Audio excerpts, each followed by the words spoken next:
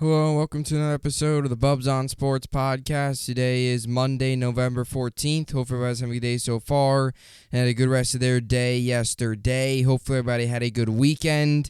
We are coming off of a packed and exciting weekend of sports. What a day yesterday in the NFL. Some crazy games. Vikings, Bills, Packers, Cowboys.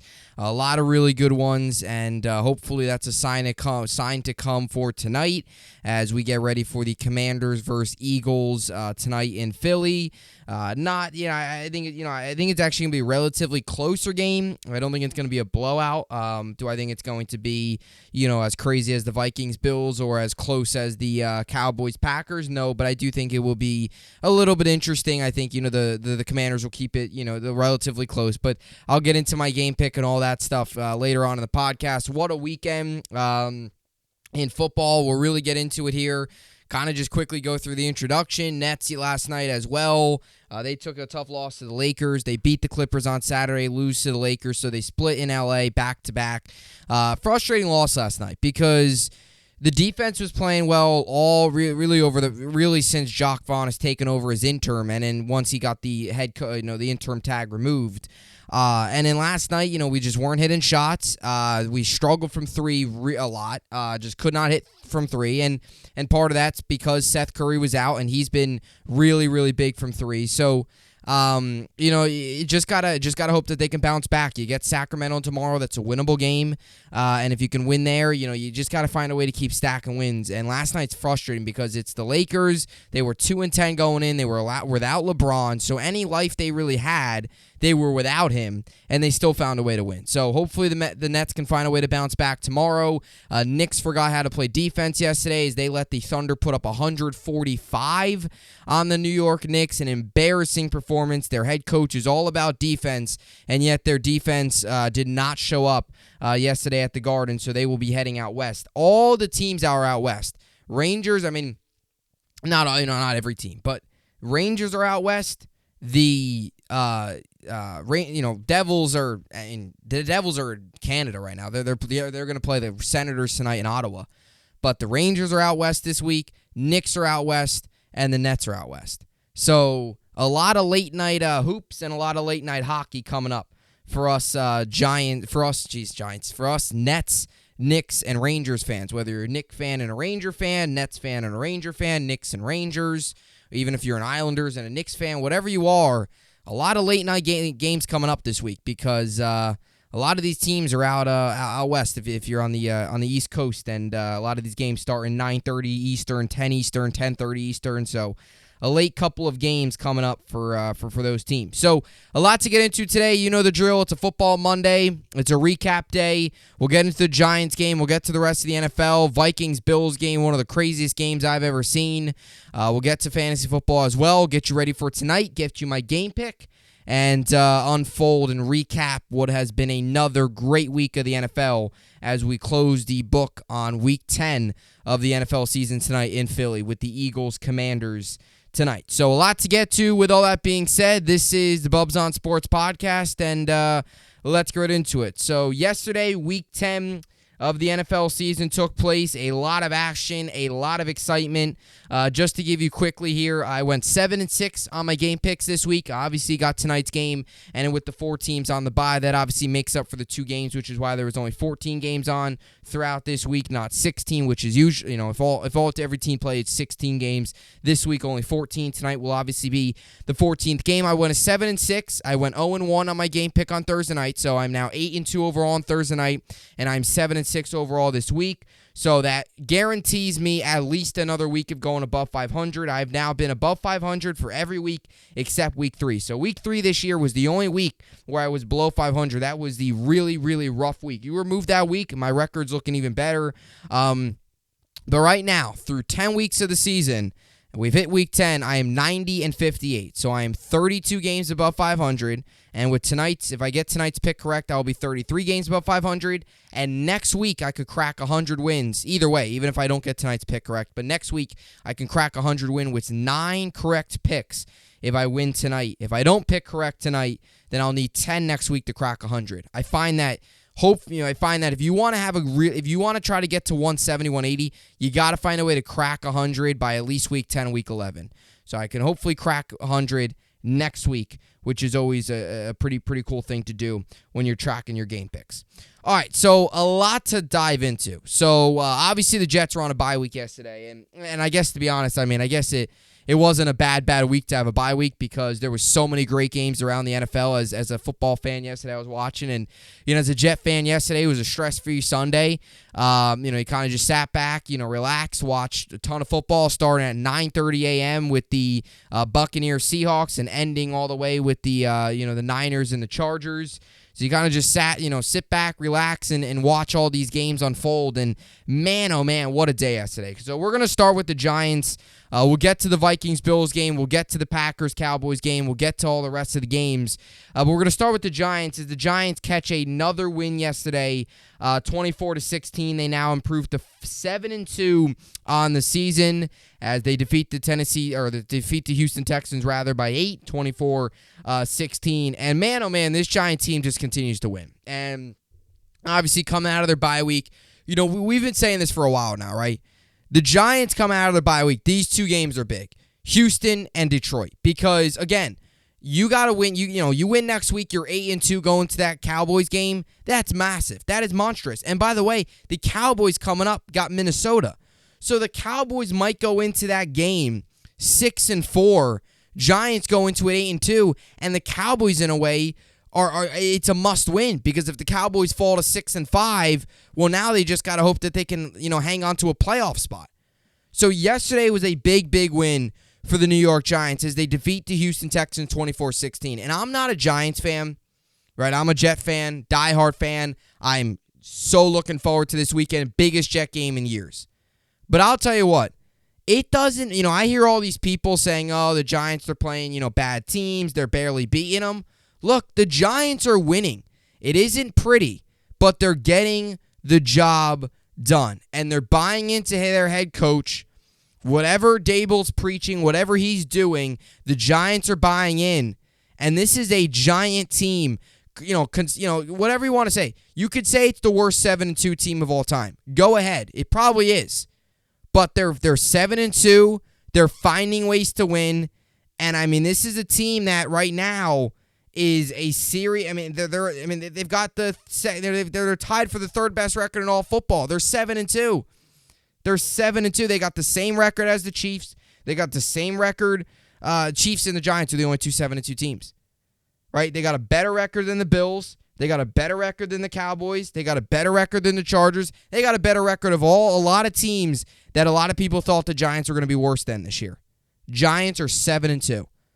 And if you win this week coming up and you get to 8-2, man, oh man, that Cowboys game is monster. That Cowboys game is massive. Coming out of the bye week, we were all wondering how the Giants were going to respond, and they responded with a big win yesterday. And for the first time all season long, because in the previous, 9 games, 8 games, Giants trailed at least once in those previous games. At least once they trailed. Yesterday, it was a wire-to-wire victory. They did not have to come from behind yesterday. They scored in the first quarter, made it 7-0, and didn't look back, putting up 7 in the first, 14 in the third, and a field goal and 3 more in the fourth quarter. And the Giants get the job done 24-16 and get to 7-2 on the year and are still in the conversation in the NFC East. Call it crazy. The Eagles are 8-0. That's great. Call them, call me crazy, but the NFC East is open. If the Eagles find a way to lose tonight, which I don't think they will, hint my pick, and I know that next week they got Indy, and then they got Green Bay. I know coming off a big win, but they're still beatable. Then you got Tennessee. So the Eagles' schedule does lighten up a little bit. But the NFC East it's open. It is. It's open. I'm not saying the Giants are going to win it, but they're 7-2. And it's not the prettiest football ever. It's ugly. It's real ugly at times. A lot of these times having to play from behind, no doubt about it, but they're getting the job done. And it just shows what a good coach can do to an organization, what a good coach can do to a team. It's showing here with the Giants. A pure example. They don't got a ton of talent. They don't. Kenny Golladay was terrible yesterday. They don't have much talent at all. Their number one receiver is Darius Slayton. 90% of NFL teams, Darius Slayton's probably a number 3. Maybe other than the Texans yesterday. He's probably a number 3 on most of every other NFL team. I'll tell you this, the other team in New York, the Jets, he's a number 3. He's probably number 4. Because it's Wilson, Davis. He's probably even, you can make the argument, he might even be behind Berrios and Mims, Slayton. He's the number 1 for the Giants. You go up to Buffalo, he's probably a number 3 or number 4. Probably a 4. Gabe Davis, Diggs, McKenzie. You got Khalil Shakir. He's probably a 4 or a 5. He's a number 1 on the Giants. But they're getting it done. Not a ton of talent, but they're getting it done, and that's coaching. And yesterday was a prime example of that yet again. And I'll tell you what, you got to give credit to Daniel Jones. Because Daniel Jones, he's winning games. He's winning football games. And he's not going out there again. He threw for 197 yards yesterday. It's not like he's going out there throwing for 310 yards and 4 touchdowns every week. No, he's going out, 13 of 17, 14 of 18, 15 of 20. They ran the ball 47 times yesterday, threw it 17. A run-heavy offense. Saquon Barkley had 35 rushes yesterday for 152 yards and a touchdown. Longest run of the day was a big 27-yard burst. I mean, he is back. He is. And Saquon Barkley is probably he is the MVP. If it wasn't for Saquon Barkley, this Giant team, who knows where they would be. Because they are a very run-heavy offense. And Saquon Barkley is such a huge, huge piece to the puzzle in New York. Such a huge piece of the puzzle for the Giants. So, and Daniel Jones, I'll tell you that he's not turning the ball over either. And that's something that, throughout the years, early on in his career and, even going to this season, it's always been a concern. The turnovers have always been a concern for Daniel Jones. And he has limited them a lot this year where he's not turning the ball over really at all. He's not turning it over. You look at his numbers, he's 8, he's got 8 touchdowns, 2 picks, or what, I think it might be even 10 touchdowns now. He's got what? It looks like, it is 8 touchdowns, 2 picks. And his only 2 picks came in the first 3 weeks of the season. He hasn't thrown a pick in the past 5-6 weeks. You look at previous years, 12 interceptions, 10, 7, now 2. So they're declining. But again, he's taking what the defense is giving him. He's doing what he needs to do. And that's also credit to Dable. A lot of the dumb mistakes that Daniel Jones, the reckless mistakes that Daniel Jones was making early in his career have been ironed out in Dable's first year. In his first year, they've been ironed out. So, credit to Dable, credit to this Giant team. They're winning. They're doing it in not the prettiest fashion, but they're winning and they're getting the job done. As I mentioned yesterday, Slayton had 95 yards and a touchdown. Another thing I want to say too about Dable. Dable's a great coach. He really is. New York football is in good hands. It really is. I mean, as a Jet fan, we all love Saleh. He's been phenomenal recently. The players are buying in. We're believing in him. He brings a lot of energy. And the accountability that Dable holds his players to is really, really pretty cool. I mean, it really is. I mean, yesterday you see him, he's up in the offensive lineman's face after a false start, screaming at him, yelling at him, ripping him. And that's sometimes how you gain the respect of the players. He wants to get the most out of each guy, and he wants to win. And I said at the beginning of the year too, I didn't expect the Giants to start 7-2. If you would have told me the Giants would start 7-2 to start the year, I would have thought you were crazy. But to kind of go off of what I was just saying about Dable, and I got that feeling at the beginning of the year, he wants to win. As much as this roster's not great and a lot of these pieces, we don't even know if Daniel Jones will be back next year. He's doing just enough right now. That's great. Who even knows if he's back next season? We really don't know, right? Again, Gettleman investment. There's a lot of Gettleman investments on this roster. With the way Saquon Barkley's playing, I would say he's probably back next season. But that's what's crazy, is they're 7-2, and you can make the argument over half this roster is not even back next year. They don't even really have a tight end. Again, probably one of the worst rosters to be 7-2. It's not me beating them up. That's just more of a credit to the coaching staff, the fact that they're able to take this mess. Really, the roster situation with the cap space really is a mess. But Brian Dable, Joe Shane, 2 excellent football people, have come in, ironed it out, and got this team playing well. And again, they bounced back too. Went into the bye week frustrated coming off that Seattle loss. This easily could have been a game where you overlooked. We'll really get something interesting coming up this weekend, against Detroit. At home, a Lions team that's 1-2 straight. They're playing a little bit better defensively, a little bit better offensively, a little bit better. Their defense is still very bad, but past 2 weeks they stepped up in some big moments. Red zone against Green Bay, final stretch of the game against Chicago, right? So they've been playing a little bit better, but their defense still isn't a threat. Their offense is pretty good, but the Giants got a good defense. This is a big game coming up because this has trap game written all over it, where you just beat Houston, you're 7-2, and man, you have Dallas Thanksgiving, which is going to be extremely tough. The Giants' schedule the rest of the way is tough. They still got Dallas on the road, they still got to play the Philly twice, and they got to play the Vikings on the road, and they got to play Washington. And Washington is a interesting team under Taylor Heineke. They almost beat Minnesota last week. They blew the game. And turns out Minnesota's just excellent coming from behind, as we saw yesterday. Everybody saw as the Bills were, Fox was nationally, televising that game. It's just phenomenal. Phenomenal victory for Minnesota. We'll get to that. I can't wait to get to that game because that game was just crazy. But just to wrap it up here with the Giants, next week's big because if you lose next week, you're 7-3. Cowboys are going to be hard. But again, if you win next week, you're 8-2. And then Cowboys might lose again, and they're 6-4. Now the Cowboys are reeling. You're going to that game hot. I'm not saying the Giants are going to beat the Cowboys, but it does definitely make things interesting. So Giants get to 7-2 as they await the Detroit Lions at home, and we see how this all ends up playing out. It really will be quite interesting to see how the rest of the season plays out for this Giant team. I'll go off of my head here. So they're 7-2 now. Probably beat the Lions. They're 8-2. Lose to the Cowboys 8-3. I'd probably say they split with Washington. I'll say it's a home and away. Beat Washington at home 9-3. They'll also be coming off that loss against Dallas. I'm going to say they lose to the Eagles 9-4. Lose to the Commanders 9-5. Vikings 9-6. Colts 10-6. And then probably 10-7. So 10-7. I mean, what? They're 7-2 right now. So, geez, they would have to go. They would have to go 3-5. 3-5 here in their final 8. They've got 8 games left. They'd have to go 3-5 to get to 10-7, which would be pretty disappointing. But I mean, it's not crazy. I mean, Commanders are interesting. Now, I'll tell you what. You look at it. Those 2 Commanders games are going to be big. They are. Because if you win those 2 games, that could be the difference of 10 wins and 11 wins.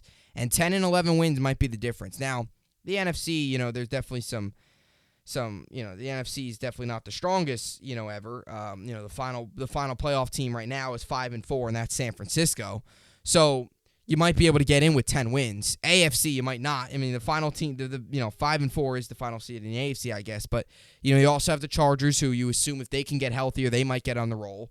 You also have the Bengals, another team that they can get hot at any time. So the AFC, I feel like there's more movement for possible teams to get hot, and maybe you need 11 wins to get in. The NFC, however, it's almost like, look, the Falcons aren't going anywhere. They're 4-6. Packers, I know they won yesterday. I don't think they're going anywhere. Washington, as much as they've been competitive, I don't think they're going to win 9-10 games. San Francisco will probably win 9-10 games, and you'll be in. You'll probably get in, most likely with 10 wins. Because, again, Dallas, too. They got their schedule's interesting coming up as well. They very well could be 6-4 at the end of this week. So they're another team, too, to look out for, with a couple big games coming up. So, it's interesting because I could realistically talk myself into and say, you look at the AFC. The NFC, Packers aren't going. I don't think the Packers are going anywhere. And AFC, however, it's like, okay, Chargers might get healthy. Bengals, are just the Bengals. They're also without Jamar Chase. I mean, I know they'll get him back a little bit further down the road. But, he's another guy that, the Chargers got to go on the road next week and play Kansas City. I'm not saying that the Chargers are going to win next week and they're going to go on an excellent run. But you assume if they can get healthy, and they've been nipped with injuries all year, if they can get healthy, they can be that lethal team we all expected them to be earlier in the year. And the Bengals, they're still on a little bit of that Super Bowl hangover. Once they break out of it, they can get on a roll. The AFC is a lot more talented than the NFC. NFC, Geez, look at the AFC. NFC East is good too. All of them. AFC East is the best division in football. Not a team under 500. Not a team under 500.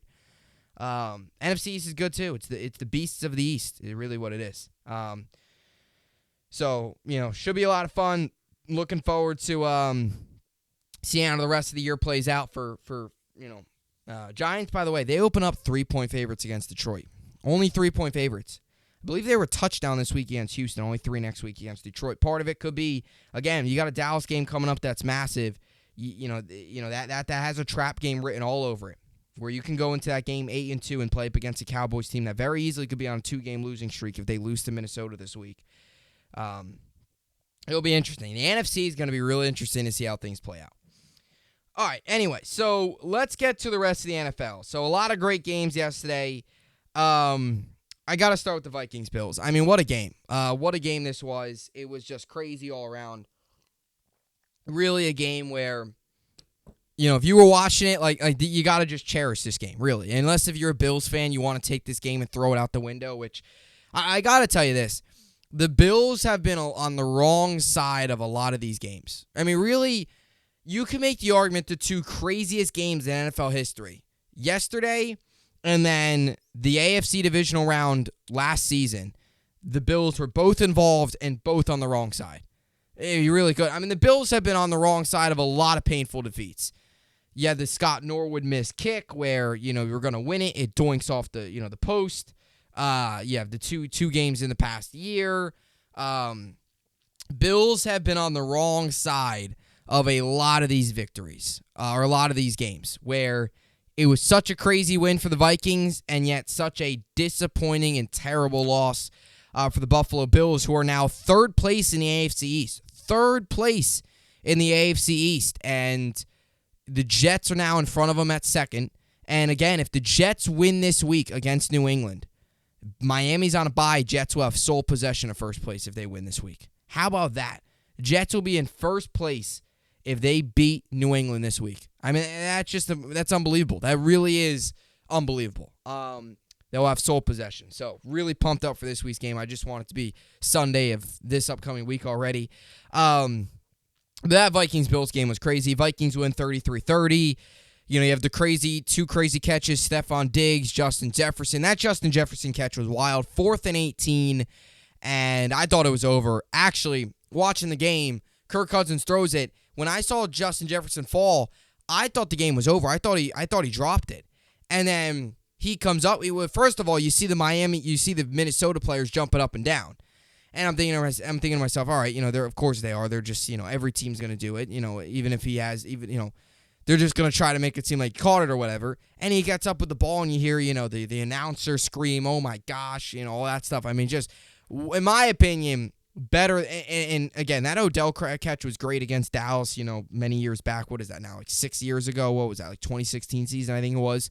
That Odell catch was great. Don't get me wrong. But that catch yesterday with Justin Jefferson had to be the greatest catch I've ever seen. Had to be.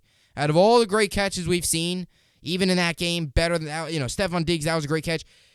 Literally, the Bills, whatever, safety, corner, whatever it was, he had his hand on the football, both hands on the football, and Justin Jefferson found a way to take it with one hand, and even falling to the ground, to the impact to go to the ground and continue to hold on to that thing is just ridiculous. It really is just simply amazing.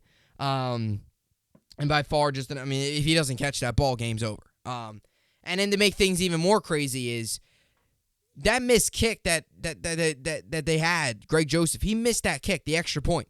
The game would have never went into overtime. Well, he still might have. But if he never missed that kick, that's a completely different game. Completely different game. Because then it's 31-20. It's 31-27 with 5 seconds left. Remember when there was that pass interference penalty and the Bills had it with 5 seconds left and it was on the 5-yard line. They chose to kick it to send it into overtime.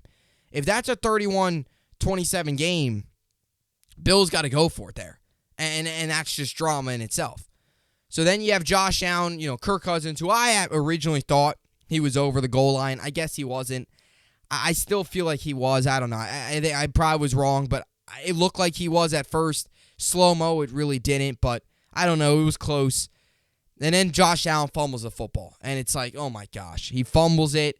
Vikings take over. And I'll say this about Josh Allen. Look, I'm not going to sit here and crush him. There's a lot of people today crushing him, which rightfully so. He's got a turnover problem. He does. And there's no other way to put it. And I understand that he takes a lot of chances. They throw the ball a ton. Like, I get all that. Believe me. He's throwing the ball a ton. They don't run a ton. I mean, he threw the ball with a banged up elbow 43 times yesterday. They ran it a good amount. Part of it's because it went into overtime, and part of it's also because towards the end of the game they had no timeouts and they needed to get up the field, so they're not going to run it. So there is that part of it. But for a big part of this game, the Bills are winning by a lot, and you would think they would just run it and juice the clock. They didn't. With a banged up elbow, he still threw it 43 times yesterday, and he ran it 6 more times. So I get the fact that he is truly involved in almost every play. I know every quarterback is, but like he is, it seems like he's always doing something, whether it's, running it, passing it, whatever. He's always doing something, it seems like. Which I guess you could say about every quarterback. That's probably not completely a valid point, but he throws the ball a ton. He runs the ball a lot. He does a lot of things, right? So he has a high usage rate, and he takes a lot of opportunity. He has a lot of opportunities, and he does a lot of things out there. But in my opinion, he does have a turnover problem. I mean, he now leads the NFL in interceptions with 10. Now, it gets covered up a little bit because he's second in the league in touchdowns and third in the league in yards and third in the league in QBR, but he's got a turnover problem. And I'll tell you what, if the Bills want any chance of going to the Super Bowl, and, I'm not saying that Josh Allen's not good. I'm not saying any of that. But he's got to clean up the turnovers, because games like this in the postseason, that could have been your season. I mean, and something I'll tell you this. We crushed Zach Wilson, us Jet fans. I'm not saying that Zach Wilson's on the level of Josh Allen. I'm not saying that. Hear me out.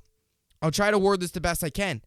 A lot of those interceptions with Josh Allen are just terrible throws. Like, it's not the defense making plays. It's just him throwing it right at the defense.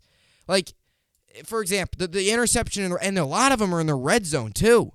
A lot of them are in the red zone. The one in the red zone, Patrick Peterson, who had a weird game, had 2 interceptions, but he got his ankles broken 3 times, which was interesting. But the one interception that he tried to get to Dawson Knox cornered the end zone. He kind of, in a way, lazy. I don't know if lazy is the right term, but he kind of just tosses the ball in the air, slowly. Patrick Peterson's right in front of Knox. Knox isn't open. And Peterson's right there, boom, catches it and goes. And then another reckless play by him was to go all the way down, try to dive on that bad elbow, and then, gets hurt, and he was okay. But, that was a little reckless. It was a dumb throw and a reckless decision late. And then to end the game, Gabe Davis running across the end zone. Davis is here. Peterson's here. He throws the ball way behind Gabe Davis. I don't know if it was it wasn't a miscommunication. It was a bad throw, because Gabe Davis wasn't that far. It wasn't like Gabe Davis was all the way over here and the throw was in no man's land. Gabe Davis was supposed to come back or, go to the corner. It wasn't like it was that. It was behind Davis, but that's just a bad throw. Terrible throw. And you got time too in overtime. He had time. It wasn't like it was, I don't think that was a 4th down. I think it was a 2nd or 3rd down. It was just a bad throw. So some of the throws that they're just not, it's one, and I always say this about interceptions. It's one thing if you throw it up one-on-one and the corner makes it a phenomenal play, or I don't know, if it, again, tight coverage, or if you try to slide into a tight window and gets picked off. It happens. But some of these interceptions he's throwing, they're right to the defense, right to him. I don't know why. I don't want to use the comparison of he's just throwing across the middle to triple coverage. But he's, he does deserve criticism. He does. As much as we compliment Josh Allen, and as much as we all understand how talented he is and how much growth he has made as he's in his 5th year now in the NFL, from year 1 to where he is now, the turnovers are a serious, serious problem. They are. They've turned into a problem. They weren't, now they are. And especially in the red zone. Especially in the red zone. There was a stat where he used to be great in the red zone. I mean, you get to the red zone, you turn the ball over, it's brutal. Brutal for a team. And again, some of these interceptions, they're head scratching. Like, that Patrick Peterson in the last interception of the game, he didn't. That was a terrible throw to Davis. That was so behind him, and what didn't even have enough arm on it either. So, he's got to be better because again, if the Bills want to go anywhere, Josh Allen's got to be a lot better than yesterday, a lot better, and he can't keep turning the ball over like he is. Again. It gets covered up a little bit because he's second in the NFL in touchdown passes. But it is time to be talked about. Josh Allen's got a little bit of it's a turnover problem. It is. There's really not much else. There's not any other way you could put it. When you lead the league in interceptions, you got a problem there. And he's got to be smarter with the football because it's hurting his team and it hurt his team yesterday. And again, I'm not sitting here and saying he's not good. He's a phenomenal quarterback. Him and Mahomes are the two best quarterbacks in the NFL, in my opinion. And I'll debate that all day long. He is. But he does have a turnover problem. It doesn't mean you can be a great quarterback and, turn the ball over a lot, but he's got to clean it up. He has to clean it up because it's bad. Like, this is the worst. I'll tell you this. Yesterday was probably one of the worst. Those are probably some of the two worst. I mean, even the interception with the Jets. Whitehead's interception.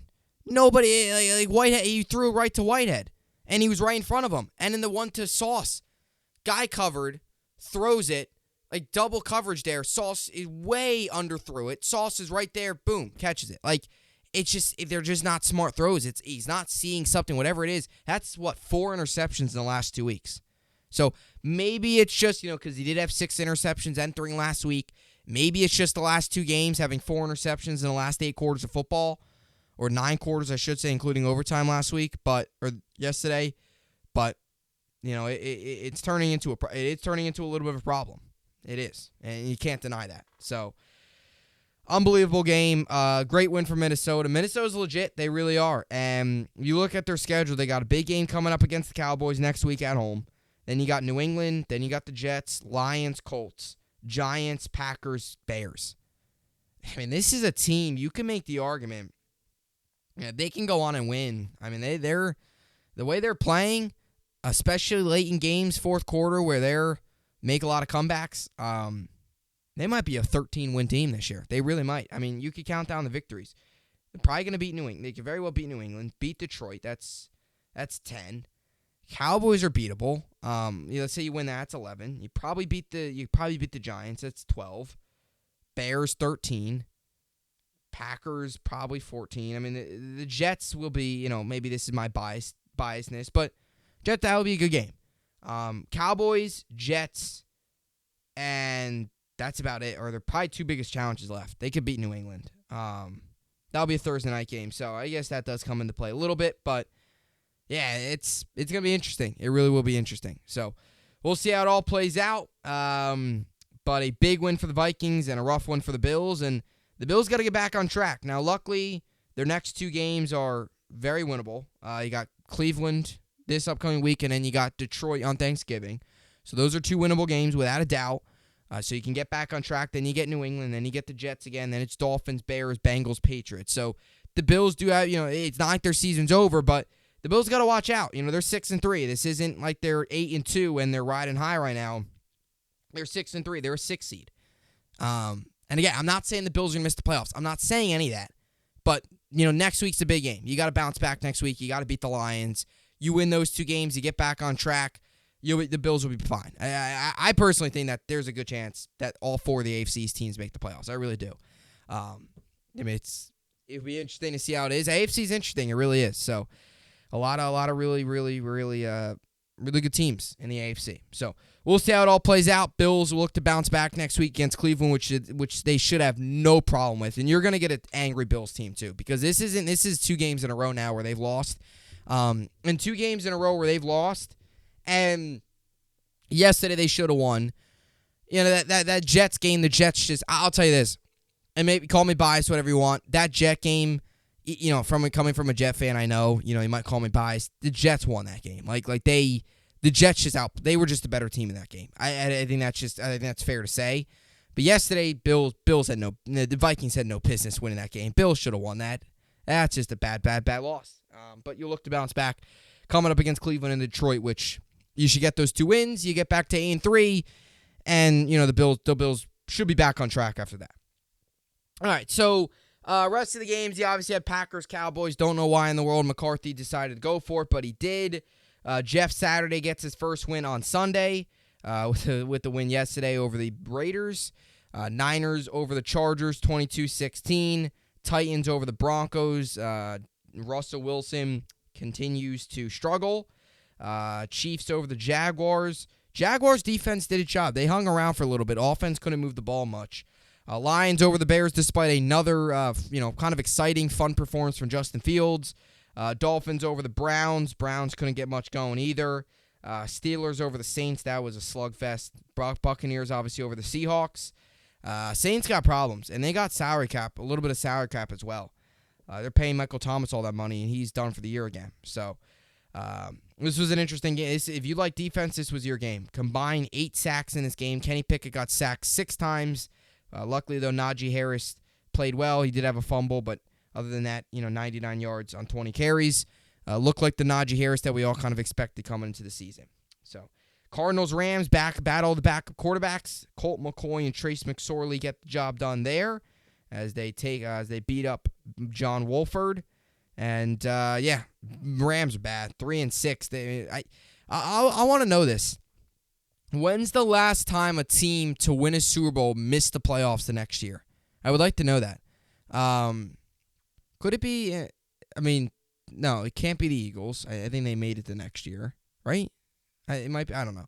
When was the last Super Bowl team to win the Super Bowl and then miss the postseason next year? Because look, the way we're going, the Rams aren't making it. They're 3-6. They're not making it. They're gonna have to go on a run. You do get New Orleans next week, which is probably a win, so you'll be 4-6. Then you get 2 tough games. You get on the road in Kansas City. You're probably 4-7. You get the Seahawks. The way they're playing, you do get them home, but it doesn't matter. I'm going to go 4-8. You do get the Raiders, then that's probably a win. You're 5-8. Who even knows? That's a Thursday night game, though, so who even knows what's going on in Vegas then if Josh McDaniels is even the coach anymore? You're probably 5-8. Packers, the Rams are bad. The Rams are struggling, so even against struggling teams, Chargers, or the Broncos, you probably win. Broncos stink. You'll be 5 wins. Chargers, their schedule's tough. They still got to play Seattle twice. They still got to play the Chiefs. So their schedule's real bad. That Buccaneers loss might have completely tilted their season in the wrong direction. Because if you think about it, if they win that Buccaneers game, they're 4-5. You get Stafford back next week, boom, you beat New Orleans, who's got a lousy offense as well. Boom, you're 5-5. You're 500. And if you're 500 with 7 games to go, find a way to go 4-3, go 9-8, you give yourself a shot. It's not a great chance, but you give yourself a chance. Right? In the NFC where, it might have a 9-win team in there, you give yourself a chance. But now you're 3-6. Now you have to beat New Orleans, which is 4-6. And then you got to find a way to split at least that Kansas City-Seattle matchups. You got to find a way to at least split those. You can't lose both of those and be 4-8. You're 4-8, you're done. If you split them and you find yourself at 5-7, all right, you get Vegas then. You win that game, you're 6-7. You then get the Packers. All right, Broncos there. All right, 6-7, 7-7, 8-7. You really have to run the table. Chargers, Seahawks, you have to split one of those. So it's going to be interesting, but it will. I don't think the Rams are making the playoffs. I don't think they will, but it will be interesting to see if they make it interesting. Because let me just show you this. If they would have beat the Buccaneers, they would have been 4-5. You beat the Saints, you're 5-5. Okay, even if you lose to the Chiefs and the Seahawks, you're 5-7. You could still beat the Raiders, Buccaneers, or Raiders, Packers, Broncos. You're 8-7. Then you get the Chargers and Seahawks. All right, maybe you go 9-8 and you try to sneak in. Now, you have to find a way to beat Kansas City and Seattle. You have to at 3-6. So, real poor season for the defending champions, and even now with Cooper Kupp out, not looking good. So, we'll see how it all plays out. But let's get to the rest of the sporting events for tonight. You got the Eagles, Commanders. Looking forward to this one. Eagles 8-0, Commanders 4-5. Eagles a big 11-point favorite, over under set at 43, 8:15 p.m. Eastern on ESPN. 88% of people got Philly winning this game. I'm gonna join those 88% of people. I'm gonna take the Phillies, or the Eagles rather. I took the Phillies too. Was wrong about that, but I'm gonna take the Eagles. But I'm not gonna have them cover. I don't think they cover the 11. I would take Washington plus 11 in this game, but I do think Philly's going to win. I'm going to take the Eagles 31-24. Eagles get the win. Heineke and the Commanders keep it close early on, but the Eagles come away with it late. Eagles win. Don't cover, but they get the win. 31-24. I'll take the over on the over-under 43. Eagles get the win. All right. So as for the NBA games on tonight, you got the Magic, Hornets, Raptors, Pistons, Suns, Heat, Celtics, Thunder, Rockets, Clippers, Bucks, Hawks, Warriors, Spurs. And as for the NHL, got 4 games on tonight. Isles, Senators, Blackhawks, Hurricanes, Kings, Flames, Blues, Avalanche. Big game tomorrow for Kentucky basketball, as they will be in Indiana for neutral site game. Kentucky, Michigan State. Should be a good one. Looking forward to that. Michigan State coming off a close but competitive game, which was on the ship, USS Lincoln, which was an awesome game. Loved watching that. Against Gonzaga, they competed. Kentucky will look to get to 3-0 on the season, which will be a big game tomorrow night. As for fantasy football, it looks like I'm going to win in 2 leagues, at least 2 leagues. I still have a chance in 1 league. So one of my leagues right now, I am winning 83-79. So I have Terry McLaurin. This is the weird part of fantasy football. My opponent has A.J. Brown and Phillies and Eagles defense. I have Terry McLaurin. So I need Terry McLaurin to have a huge game tonight. And the Eagles defense, here's the problem though. The 1 league right now that I'm currently losing by 8, I need Devontae Smith to get me at least 9 points. Eagles defense to have an okay night. Here's the issue though, is like, if Eagles defense really struggles, I might lose in that league too. So it's definitely going to be interesting to see how kind of everything plays out there. A big game for me in this 1 league. You know, if I win, I very well could be in. So it will be interesting to see kind of how it all plays out. But it's going to be tough. It's tough to be rooting for tonight. I just need Terry McLaurin to have a huge game. Eagles defense to play okay, not great, but just good enough so I can get the win in 1 league. And I mean, my opponent in the 1 league, A.J. Brown, is probably going to do well tonight, which is the one problem, the one thing. If he only had Eagles defense, I would say I'd have a good chance, but he's got A.J. Brown, so it's going to be tough. But we'll see. We'll see how it all plays out. So a lot of good stuff on tonight. Eagles, Commanders, which should be a good one. And then the hockey and basketball as well. Knicks, Nets, both with a day off tonight. Rangers as well. Isles, the only team going tonight, and Eagles, Commanders as well. So hoping for a close game. I hope it's a close one. I think it will be, but this could be. I wouldn't be surprised if it's a blowout. But I hope for a close game. I think it will be a close game, but the Eagles are they're dominating everybody. I mean, they're running over everyone. And you get this. Can they go 17-0? All this stuff. Look, their schedule coming up. I mean, they're 8-0, so they can beat anybody. I mean, they got the best record in football. So you could say, oh, it's a tough game. They could beat anybody right now. So, you could make the argument they could go 17-0. I mean, will they? I would probably guess no. Do I think they're going to all of a sudden collapse and lose like 5 of their next 6 games? No. But, I could see them finishing 14-3, 13-4. Final, what are they, 8 games in? You got 9 games left. I could see them going like 6-3. Still got a couple matchups left where, it will be interesting. But, I don't know if they'll go. I mean, again, they got to win 9 more games. Just think about that. They've won 8 so far. If they want to go 17-0, they got to win a whole 9 more. They're not even halfway there. They win tonight. Okay, now they've crossed the halfway mark. That just shows you how hard it is to win 17 games in this league.